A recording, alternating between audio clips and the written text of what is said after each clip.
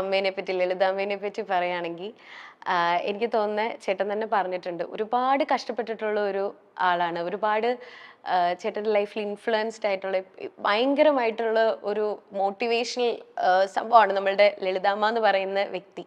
So Lalithamma chicken box വന്നപ്പോൾ പോലും അഭിനയിക്കാൻ പോയിട്ടുണ്ടെന്ന് ഞാൻ കേട്ടിട്ടുണ്ട്. അത്രയും ഹാർഡ് വർക്കിംഗ് ആയിട്ടുള്ള ഒരു ഓ ആക്സിഡന്റ് ആയിരുന്നപ്പോഴായിരുന്നു പോയത്. ഓക്കെ, അപ്പോഴും അഭിനയിക്കാൻ പോയിട്ടുണ്ട്. അപ്പം ഞാൻ കേട്ടിട്ടുണ്ട് ഫാമിലിക്ക് വേണ്ടിയിട്ടാണ് ലളിതാമ്മ അത്രയും കഷ്ടപ്പെട്ടതെന്നുള്ളത്. ശരിക്കും അങ്ങനെ തന്നെ ആയിരുന്നില്ലേ? അല്ല, ഇതിപ്പോ ലളിതാമ്മ മാത്രമല്ല, വേറെ ആരും ഫാമിലിക്ക് വേണ്ടിയേ കഷ്ടപ്പെടുന്നത്. സർക്കാരിന് വേണ്ടി കഷ്ടപ്പെടുന്നു. അവര് മാത്രമല്ല അത്. പിന്നെ വേറൊരു സാധനം, അമ്മയുടെ ഒരു കൈൻഡ് ഓഫ് എസ്കേപ്പ് റൂട്ടും കൂടെയാണ് ഈ അഭിനയം. റിയാലിറ്റി എന്നുള്ള ഒരു എസ്കേപ്പ് ആണോ ഉദ്ദേശിച്ചത്? Because she was having A bad time sitting at the hospital and all that, so she had to go എന്നുള്ളത്. സോ അമ്മയ്ക്ക് അങ്ങനെ എൻഗേജ്ഡ് ആകുമ്പോഴൊക്കെയാണ് ഒരു, ഇപ്പൊ കോവിഡ് അമ്മേനെ വല്ലാതെ ബാധിച്ചിരുന്നു. അതായത് കോവിഡ് അഫക്റ്റ് ആയിട്ട് ബാധിച്ചു എന്നല്ല, വീട്ടിലിരിക്കുക എന്ന് പറയണത് അവർക്ക് ഒരു ഡിപ്രഷനും സാധനമൊക്കെ ഗ്രാജുവലി. ഇറ്റ്സ് നോട്ട് ദാറ്റ് ലൈവ്ലിഹുഡിന്റെ പ്രശ്നമല്ല, അതൊക്കെ ഉണ്ട്, അതെല്ലാം ഓക്കെയാണ്. പക്ഷെ ഈ എൻഗേജ്ഡ് ആവുക എന്നുള്ളതിൻ്റെ ഇതിൽ അവർക്ക്, അത് അമ്മ ഹൈലി ഡയബറ്റിക് ആണ്, ഈ വേറെ ഹെൽത്ത് ഇഷ്യൂസ് ഒക്കെ ഉണ്ട്. ആ സമയത്ത് കോവിഡിന് വാക്സിനും ഇല്ല. ഇതെങ്ങാനും വന്നു കഴിഞ്ഞാൽ പണി പാടുന്നുള്ള ലൈനിൽ ഞാനൊക്കെ ഭയങ്കര ഹാർഷായിരുന്നു. ഹാർഷ്മാനെ I was not letting go out, you know. And അവർക്കാണെങ്കിൽ അത് ഭയങ്കരമായിട്ട് ബാധിച്ചു. എന്നിട്ട് അത് കഴിഞ്ഞ് പോകുമ്പോഴാണ് ഇപ്പൊ ഭീഷ്മപർവം വാസ് ഹെർ ഫിലിം. അപ്പൊ അതിൽ ഷീ ഈസ് വെരി വീക്ക്. അതിലായിരുന്നു ലാസ്റ്റ് മലയാളത്തിലെ ലാസ്റ്റ്. അപ്പൊ അതിൽ ഷീ ഈസ് വെരി വീക്ക്. അപ്പൊ ഞാനിങ്ങനെ എന്തിനാണ് ഇപ്പൊ ഇങ്ങനെ പോണ്ട കാര്യമൊന്നും ഇല്ല എന്ന് പറഞ്ഞിട്ടില്ലല്ല എന്നൊക്കെ പറഞ്ഞ് അമലേട്ടനൊക്കെ ആയിട്ട് സംസാരിച്ചിട്ടൊക്കെയാണ് വിട്ടത്. കുറച്ച് ഇതുണ്ട് അമലേട്ട, ഒരു ഒന്ന് നോക്കി വേണം ഡീൽ ചെയ്യാൻ, അല്ലാതെ പഴയ പവറില്ല ആൾക്ക് എന്നുള്ളതിൻ്റെ ഒരു സാധനം അത് നമുക്ക് നോക്കാന്നൊക്കെ പറഞ്ഞു. You wouldn't believe how happy she was. ശരിക്കും അവർക്ക് വയ്യ, അത് വേറെ വിഷയം, പക്ഷേ ഷി വാസ് വെരി ഹാപ്പി. അപ്പൊ അതൊക്കെ കാണുമ്പോൾ നമുക്കൊരു, നമ്മളായിട്ട് എന്തിനാണ് അങ്ങനെ. പക്ഷെ എന്നാൽ മറ്റേ സൈഡിൽ ആസ് എ മകൻ നമുക്ക് വിടാനും പറ്റില്ല അവരെ. അങ്ങനെ ഒരു ചെറിയ സാധനം ഉണ്ടായിരുന്നു. But she was happy. അപ്പോൾ ഞാൻ പിന്നെ okay. And she also Nedumudi വേണുങ്ങളുടെ കൂടെയൊക്കെ വൺ ലാസ്റ്റ് ടൈം. അതെ, കറക്റ്റ്.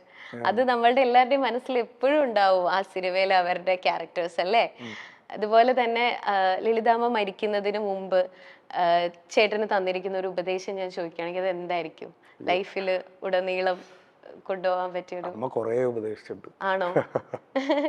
ഏറ്റവും കൂടുതൽ സ്ട്രൈക്ക് ചെയ്തിട്ടുള്ള ഒരു കാര്യം, എനിക്ക് ഇങ്ങനെ ഒരു മാറ്റം വരണം എന്റെ ലൈഫിൽ എന്ന് തോന്നിയിട്ടുണ്ട്? അങ്ങനെ മാറ്റം വരണം, ഞാൻ അങ്ങനെ ഒരു നറേറ്റീവേ വേണ്ട. അങ്ങനെ ഒരു നറേറ്റീവ് ഇല്ല സത്യം പറഞ്ഞാൽ. ഞാൻ അങ്ങനെ ഒരു ഭയങ്കര തലതെറിച്ച് അമ്മ പറയാതെ കേൾക്കുന്ന അങ്ങനെ ഒരു പയ്യനൊന്നും അല്ലായിരുന്നു. Even though people tend to think like that, it's not like that. We were in perfect harmony. ഞങ്ങൾ നല്ല സിംഗിൾ തന്നെയായിരുന്നു. ഞാൻ പല സാധനങ്ങളും ചെയ്യാതിരിക്കാൻ എൻ്റെതായിട്ടുള്ള കാരണങ്ങളുണ്ട്. അത് ഞാൻ അവരുടെ അടുത്താണ് ഡിസ്കസ് ചെയ്യാറ്. ഞങ്ങൾ എവറി ഡേ സംസാരിക്കും. അതായത് ഇവിടെ ഇല്ലെങ്കിൽ, ഒരു സ്ഥലത്തില്ലെങ്കിൽ, ഒരു സ്ഥലത്താണെങ്കിൽ every day I have an updation with her. What, how, എന്താ, ഏതാ. ഞാൻ ചെയ്തിട്ടുള്ള എൻ്റെ എല്ലാ സിനിമകളുടെ കഥകൾ പറയാം. ചെയ്യാനിരിക്കുന്ന ഇപ്പോൾ നമ്മൾ പറഞ്ഞ മൾട്ടിപ്പിൾ ഫിലിംസിൻ്റെ ഒക്കെ കഥകളൊക്കെ അറിയാം. നമ്മളങ്ങനെ ഡിസ്കസ് ചെയ്യും, കാര്യങ്ങൾ പറയും. പുള്ളിക്കാരത്തി കോംപ്രമൈസിന് ഒന്നും നിൽക്കണ്ട എന്നൊക്കെയുള്ളൊരു മൂഡൊക്കെ ഉണ്ട്. അത് അപ്പോൾ അങ്ങനെ ഒരു വിഷയമില്ല നമുക്ക്. യുനോ, അവർക്ക് ഇഷ്ടപ്പെടാത്ത രീതിയിൽ നടന്നു എന്നോ അങ്ങനെയൊന്നും ഒരു ഇതുമില്ല. അവർക്ക് നമ്മളുമായിട്ട് വൻ സിംഗന്നെ. അവർക്ക് മാത്രമേ അറിയത്തുള്ളൂ എന്നെ ഔട്ട് ആൻഡ് ഔട്ട്. വേറെ ആർക്കും അറിയില്ല. അത്രയും വേറെ ആരും. ഇപ്പൊ എന്റെ ഭാര്യ ട്രൈ ഉണ്ട്. And I'm also helping her, giving some cheat codes and പരീക്ഷയിൽ പാസ്സാകാതെ നോക്കി എഴുതിക്കോ അതൊക്കെയുള്ള. KPSC ലളിത എന്ന അതുല്യ കലാപ്രതിഭയെ അറിയാത്ത മലയാളികൾ ഇല്ല എന്ന് തന്നെ പറയാം. നായികയായും സഹനടിയായും അമ്മയായും അങ്ങനെ കയ്യിൽ കിട്ടിയ റോളുകളെ എല്ലാം തന്നെ മറ്റാർക്കും തന്നെ പകരം വയ്ക്കാത്ത രീതിയിൽ അഭിനയിച്ച് ഫലിപ്പിച്ച നടിയാണ് KPSC ലളിത. തന്റെ മരണത്തിന് കുറച്ചുനാൾ മുൻപ് വരെയും അഭിനയിക്കാൻ KPSC ലളിത ഒരു മടിയും കാണിച്ചിട്ടില്ല. അഭിനയത്തോടുള്ള അവരുടെ ആവേശവും ആഗ്രഹവും എല്ലാം തന്നെ അതിൽ പ്രകടമായിരുന്നു. നാടകത്തിലൂടെയാണ് KPSC ലളിത സിനിമയിലേക്ക് എത്തിയത്. ആ നാടകത്തിന്റെ നിരീക്ഷണ പാഠവും മുഴുവൻ അവർ അതിൽ ആവാഹിച്ചിട്ടുമുണ്ട്. ഉർവശി, ശോഭന തുടങ്ങിയവരുടെ കാര്യങ്ങളൊക്കെ പറയുമ്പോൾ നമ്മൾ KPSC ലളിത എന്ന അതുല്യ പ്രതിഭയെ കൂടി പലപ്പോഴും ഓർക്കാറുണ്ട്. കാരണം കയ്യിൽ കിട്ടിയ ഏത് റോളും, അമ്മ റോളുകളാണെങ്കിലും ചേച്ചി റോളുകളാണെങ്കിലും ജോലിക്കാരിയുടെ റോളുകളാണെങ്കിലും അങ്ങനെ ചെറിയ റോളുകൾ പോലും നമ്മളെ ചിലപ്പോൾ പൊട്ടിച്ചിരിപ്പിക്കാറുണ്ട്, കണ്ണ് നിറയിക്കാറുണ്ട്. അങ്ങനെ ഇമോഷൻസിന്റെ ഒരു പെരുമഴ തന്നെ ഉണ്ടാക്കാൻ KPSC ലളിതയ്ക്ക് സാധിച്ചിട്ടുണ്ട്. KPSC ലളിതയുടെ മകനെ നമുക്കറിയാം. നമ്മൾ സിനിമയിലൂടെ നമ്മുടെ മനസ്സിലേക്ക് ചേക്കേറിയ, പിന്നീട് നിരവധി ചിത്രങ്ങളിലൂടെയും സംവിധാനത്തിലൂടെയും തിരക്കഥയിലൂടെയും എല്ലാം മലയാള സിനിമാ രംഗത്ത് സജീവമായ സിദ്ധാർത്ഥ്. ഭരതൻ എന്ന അച്ഛന്റെയും KPSC ലളിത എന്ന അമ്മയുടെയും കഴിവുകളെല്ലാം കിട്ടിയ ഒരു മകൻ തന്നെയാണ് സിദ്ധാർത്ഥ.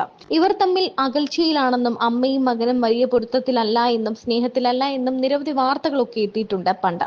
എന്നാൽ അമ്മയെക്കുറിച്ച് വാതോരാതെ പറയുകയാണ് സിദ്ധാർത്ഥ ഭരതൻ. അമ്മയെപ്പറ്റി ഏറ്റവും കൂടുതൽ അറിയാവുന്നത് തനിക്കാണെന്നും തന്നെക്കുറിച്ച് ഏറ്റവും നന്നായി അറിയാവുന്നത് അമ്മയ്ക്കാണെന്നും സിദ്ധാർത്ഥ പറഞ്ഞു വെക്കുന്നു. പലരും പല വാർത്തകളിലും പല കാര്യങ്ങളിലും മാധ്യമങ്ങളിലൂടെയൊക്കെ വന്നിട്ടുണ്ട്, ഞാനും അമ്മയും വലിയ രസത്തിലല്ല, ഞങ്ങൾ തമ്മിൽ പ്രശ്നങ്ങളുണ്ടെന്ന്. എന്നാൽ ഞങ്ങൾ തമ്മിൽ എന്നും വഴക്കിടാറുണ്ട്, വലിയ വലിയ വഴക്കുകൾ ഉണ്ടാകാറുണ്ട്. എന്നാൽ എൻ്റെ അമ്മയെപ്പോലെ എന്നെ മനസ്സിലാക്കിയ മറ്റൊരാൾ ഈ ലോകത്തില്ല എന്ന് സിദ്ധാർത്ഥ പറഞ്ഞു വെക്കുന്നു. അമ്മയുടെ സിനിമ എപ്പോഴാണ് ആദ്യമായി കണ്ടത് എന്നതിനെ കുറിച്ച് കൃത്യമായി പറയാൻ കഴിയില്ല എന്നാണ് സിദ്ധാർത്ഥ പറയുന്നത്. അത് വളരെ ചെറുപ്പത്തിൽ എപ്പോഴോ ആണ്. അച്ഛൻ്റെ സിനിമയുടെ കാസറ്റുകൾ അക്കാലത്ത് വീട്ടിലുണ്ടാകും. മിക്ക പടത്തിലും അമ്മയുണ്ടാകും. കോമഡി വേഷത്തിലൊക്കെ ആയിരിക്കും. അമ്മ ഇങ്ങനെയൊക്കെ അഭിനയിക്കുമോ, അടിപൊളിയാണല്ലോ എന്നൊക്കെ ചിന്തിച്ചൊരു സിദ്ധാർത്ഥ ഉണ്ടായിരുന്നു.